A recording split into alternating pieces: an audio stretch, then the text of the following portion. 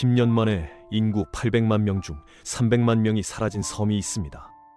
100만 명은 굶어 죽었고 200만 명은 관짝배라 불리는 배를 타고 탈출했는데 승객 5명 중 1명은 바다 위에서 시체가 됐거든요. 더 충격적인 건 이게 자연재해가 아니었다는 겁니다. 같은 시기 벨기에는 감자의 87%를, 네덜란드는 70%를 잃었지만 대기근은 없었거든요. 오직 아일랜드만 지옥이 됐습니다. 감자밭에서 시작된 썩은 냄새가 어떻게 인류 역사상 가장 끔찍한 인재로 번졌는지, 그리고 왜 영국 정부는 굶어 죽어가는 사람들 앞에서 자유시장을 외쳤는지 지금부터 이야기해보겠습니다.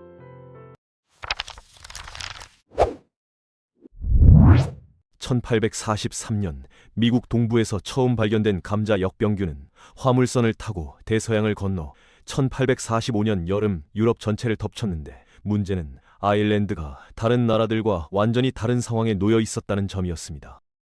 17세기 올리버 크로웰의 정복 이후 아일랜드 원주민들의 땅은 몰수되어 영국과 스코틀랜드에서 건너온 개신교도들에게 넘어갔고, 인구의 80%를 차지하는 가톨릭 신자들은 200년 가까이 2등 시민으로 살아야 했거든요. 가톨릭 신자는 공무원이 될 수 없었고 변호사도 될 수 없었으며 총을 가질 수도 없었습니다. 5파운드가 넘는 말을 소유할 수 없었고 투표권도 없었으며 심지어 개신교도와 결혼하는 것조차 금지됐거든요. 땅을 물려줄 때도 장남에게 통째로 줄 수 없고 아들들에게 똑같이 나눠야 했는데, 이 법은 1829년까지 유지되면서 가톨릭 가문의 땅은 세대를 거듭할수록 쪼개지고 또 쪼개졌습니다. 상황을 더 악화시킨 건 부재지주 시스템이었는데, 영국 본토에 살면서 아일랜드 땅만 가진 지주들이 중간 관리인에게 운영을 맡기면 관리인들은 이익을 뽑아내려고 임대료를 올리고 땅을 더 잘게 쪼개서 빌려줬거든요. 나폴레옹 전쟁 동안 잠깐 호황이 왔다가 전쟁이 끝나자 공장들이 문을 닫았고 일자리를 잃은 사람들이 시골로 밀려들면서 1841년에는 전체 농장의 45%가 5에이커도 안 되는 작은 땅이 됐습니다. 이렇게 작은 땅에서 가족 전체를 먹여 살릴 수 있는 작물은 오직 감자뿐이었는데, 감자는 1에이커에서 1년에 6톤을 수확할 수 있어서 6명 가족을 충분히 먹일 수 있었거든요. 다른 어떤 곡물도 이런 효율을 내지 못했기 때문에 아일랜드 농민들에게 감자는 선택이 아니라 생존 그 자체였습니다. 대기근 직전 수십 년 동안 소는 돼지로 바뀌었고 우유와 버터는 식탁에서 사라졌으며 보리나 귀리 같은 황금작물마저 감자밭으로 바뀌어갔거든요. 1845년 8월 농부들이 밭에 들어섰을 때 진동하는 썩은 냄새가 코를 찔렀고, 영국 정부가 보낸 과학자들은 감자의 80%가 망가질 거라고 보고했습니다. 당시 총리 로버트 필은 문제의 심각성을 알았는데, 감자가 망하면 농민들이 임대료를 못 내고 지주들이 경찰과 군인을 동원해 쫓아내면 폭동이 터지는 악순환이 반복되어 왔기 때문이었거든요. 필은 몰래 미국에서 10만 파운드어치 옥수수를 사서 아일랜드로 보내기 시작했는데, 영국에서는 옥수수를 재배하지 않았기 때문에 기존 곡물 시장을 건드리지 않을 거라는 계산이었습니다. 하지만 계획에는 치명적인 결함이 있었거든요. 옥수수를 무료로 나눠주는 게 아니라 지주들이 돈을 모으면 정부가 같은 금액을 보태주는 방식이었는데, 가장 가난한 지역에서는 내놓을 돈 자체가 없었습니다.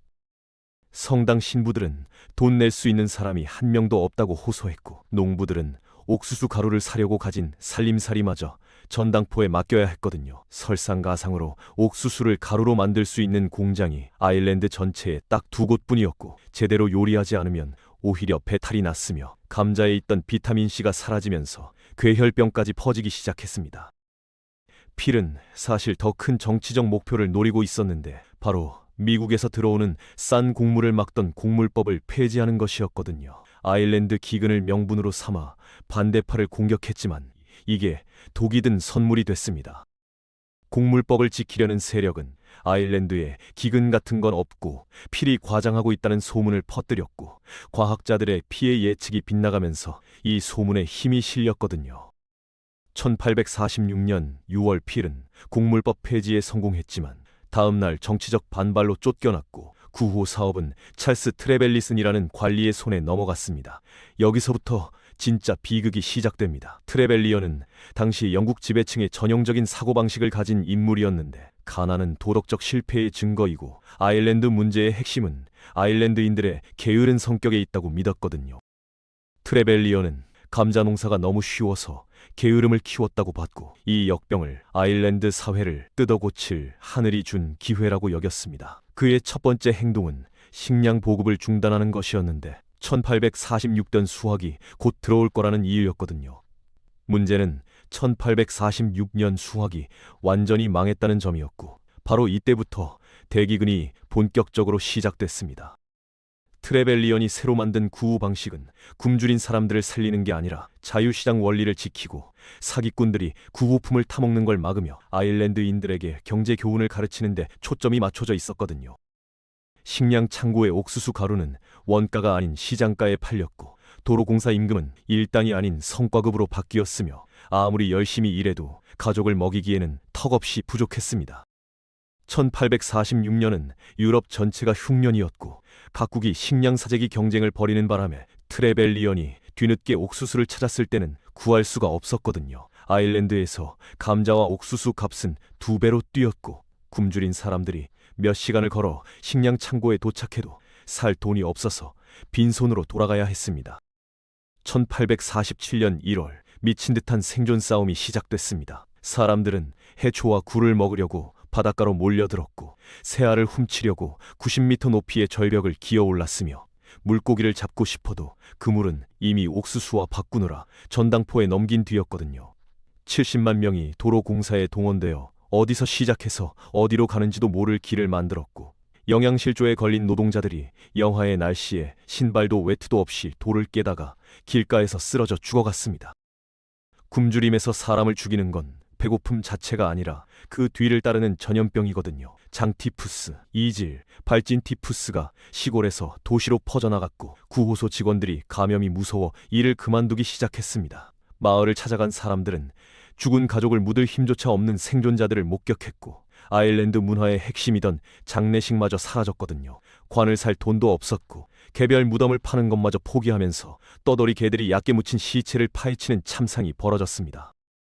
코크 지역의 스키베린이라는 마을은 전 세계적으로 유명한 비극의 현장이 됐는데, 가뭄까지 겹치면서 굶주림이 극에 달했거든요. 한 미국인 방문객은 두 젊은 여자가 자기들에게 며칠이 남았는지 담담하게 계산하는 대화를 들었는데, 그들은 14일이라고 결론 내렸습니다. 스키베린의 참상이 신문을 통해 전 세계로 퍼지자 호주에서, 미국에서, 심지어 노예 신분인 흑인들과 아메리카 원주민들까지 아일랜드를 위한 성금을 모았거든요.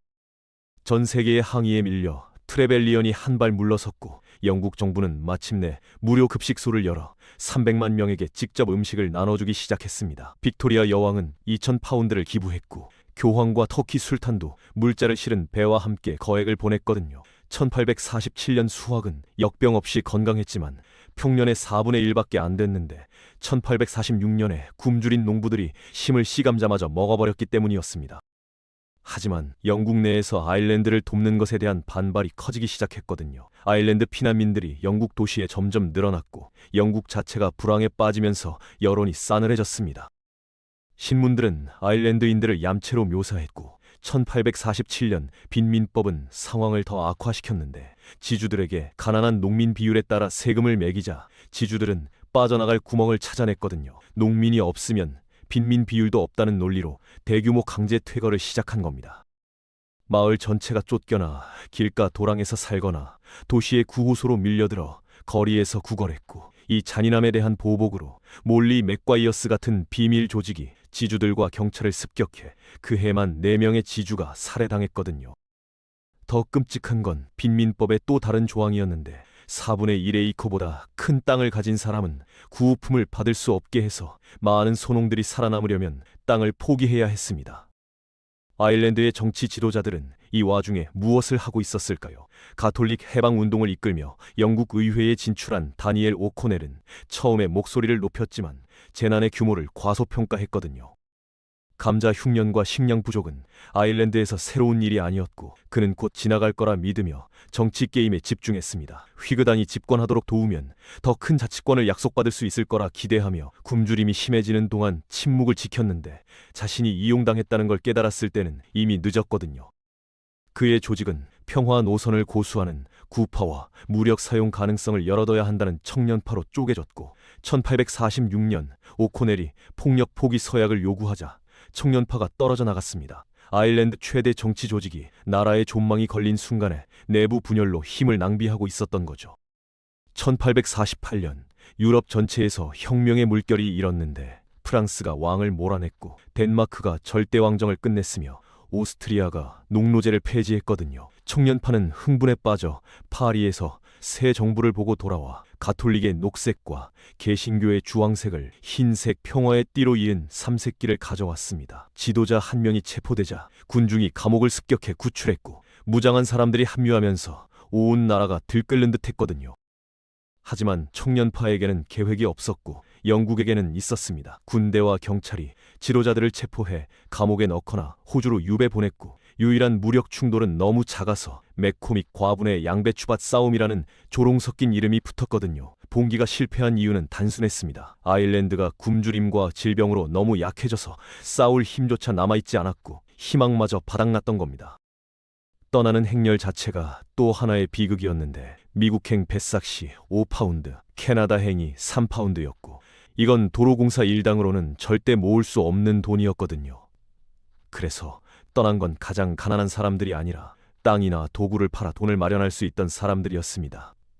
일부 지주들은 쫓아내는 것보다 떠나게 하는 게 싸고 보복 살해 위험도 없다며 농민들의 캐나다행 뱃삭을 대주겠다고 했고 신청자가 몰려들었거든요. 정말 절박한 사람들은 기발한 방법을 찾아냈는데 일부러 경찰 앞에서 죄를 지어 호주 유배형을 받으려 했습니다. 한 판사가 불쌍히 여겨 두 여자를 풀어주려 하자 그들은 나가서 또 죄를 짓겠다고 해서 결국 태즈메이니아 7년형을 받아냈거든요. 항구에 도착해도 위험은 끝나지 않았습니다. 사기꾼들이 터무니없는 수수료를 붙여 표를 팔거나 쓸 수 없는 가짜 표를 팔았고 배가 지연되면 감당 못할 숙박비가 들었거든요. 캐나다행 배들은 원래 목재 운반선이었는데 짐을 내린 뒤 급하게 개조해서 이민자들을 태웠습니다. 낡은 영국법은 승객 1명당 3m 공간과 일주일에 빵 3kg만 제공하면 됐고 정부는 이 기준이 위험하다는 걸 알았지만 규제를 강화하면 표값이 올라 캐나다가 미국보다 불리해질까봐 방치했거든요.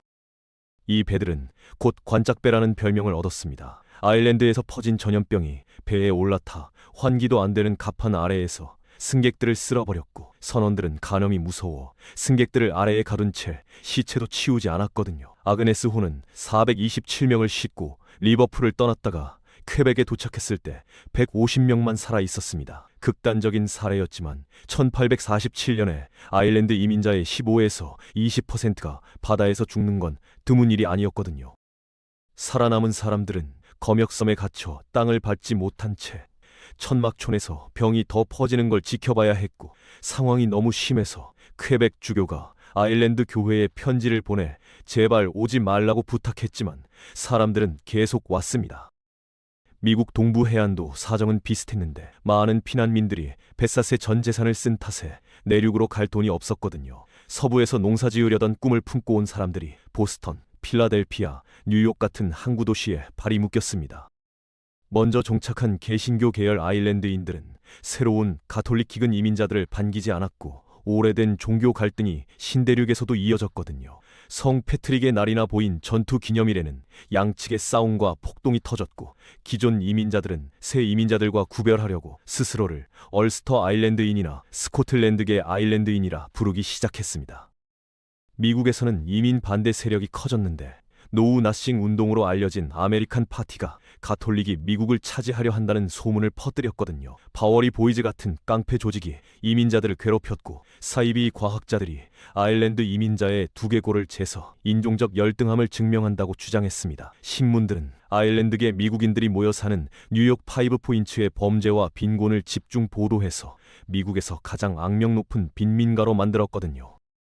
파이브 포인트는 정말 끔찍했는데 호텔이 비좁은 셋집으로 바뀌었고 복도 바닥은 쓰레기가 굳어서 된 것이었거든요. 1850년대 뉴욕 체포자의 55%가 아일랜드인이었고 아일랜드 여성이 도시 성매매 종사자의 4분의 2를 차지했습니다. 데드 레비츠 같은 아일랜드 깡패와 바워리 보이즈 같은 이민 반대 깡패가 충돌했고 1857년에는 이틀간 도시 전체를 무대로 깡패 전쟁이 벌어지기도 했거든요. 하지만 최근 연구자들은 악명 높은 파이브 포인트의 다른 면을 발견했는데 한 이민자 은행의 기록을 분석한 결과 상당수 주민이 6개월에서 1년치 월급을 비상금으로 모아두고 있었거든요. 일부는 다른 선택이 없어서가 아니라 싼 집세 덕분에 더 많이 저축하고 고향에 송금하며 동포들과 함께 살 수 있어서 그곳에 머문 것으로 보입니다. 뉴욕에서 아일랜드인들에게는 그들을 위해 싸워줄 챔피언이 있었는데 얼스터 출신의 존 조 조셉 휴즈 주교였거든요. 그는 교회의 정치적 힘을 잘 알았고 자신의 지위를 이용해 이민자들과 아일랜드 문화를 지켰습니다. 휴즈는 미국 헌법을 무기 삼아 가톨릭 교회가 개신교 교회처럼 보여야 한다는 건축 규정을 무너뜨렸고 공립학교에서 개신교 성경 사용에 반대했으며 아일랜드계 가톨릭 학교와 신문을 세웠거든요.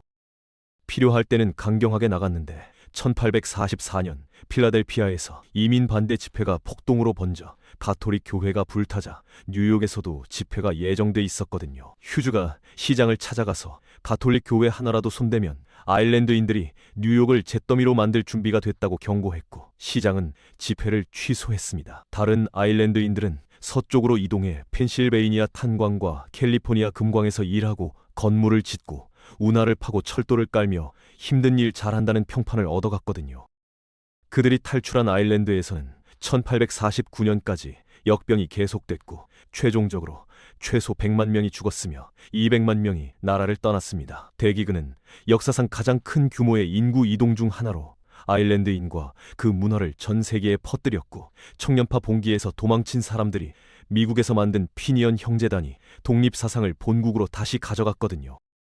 굶주림 자체가 영국과의 관계에 지워지지 않는 상처를 남겼고 오코넬 같은 온건파는 다시는 같은 지지를 얻지 못했습니다. 미래의 혁명가들은 블랙 47, 즉 1847년의 기억을 불러냈고 대기근이 아일랜드를 부활절 봉기로 가는 길 위에 올려놓았다고 할 수 있겠죠. 트레벨리언 같은 휘그당 인사들이 꿈꾸던 대농장 중심의 아일랜드는 결코 실현되지 않았고 러셀 내각의 자유방임 정책 실패가 너무 완전해서 휘그당은 1852년 권력을 잃고 7년 뒤 역사 속으로 사라졌거든요. 적어도 아일랜드는 감자에만 의존하는 위험한 구조에서 벗어났지만 그 대가로 100만 명이 편견에 찬 관료들과 그들의 잘못된 정책 때문에 목숨을 잃었습니다. 트레벨리언은 나중에 공무원 제도 개혁에 참여하고 인도에서 일했는데 1848년 아일랜드 여자와 아이들이 길에서 죽어가는 동안 여왕은 그에게 기사자기를 줬고 나중에 더 높은 자기까지 받았거든요. 때로는 나쁜 사람들이 편안하게 죽습니다. 하지만 굶주림에는 또 다른 유산이 있는데 아일랜드인들은 자기들이 세상에서 잊힌 존재였던 때를, 고통이 신문에서 한 줄로 지나가던 때를 기억하기 때문입니다. 오늘날 아일랜드는 국제 식량 원조와 개발 분야의 선두 국가로 2018년에만 130개국 이상의 도움을 줬고 원조의 80%가 사하라 이남 아프리카에 집중돼 있거든요. 전 세계 8명 중 1명이 제대로 된 식사를 하지 못하는 세상에서 아일랜드는 가장 깊은 상처를 행동으로 바꿔놓았습니다.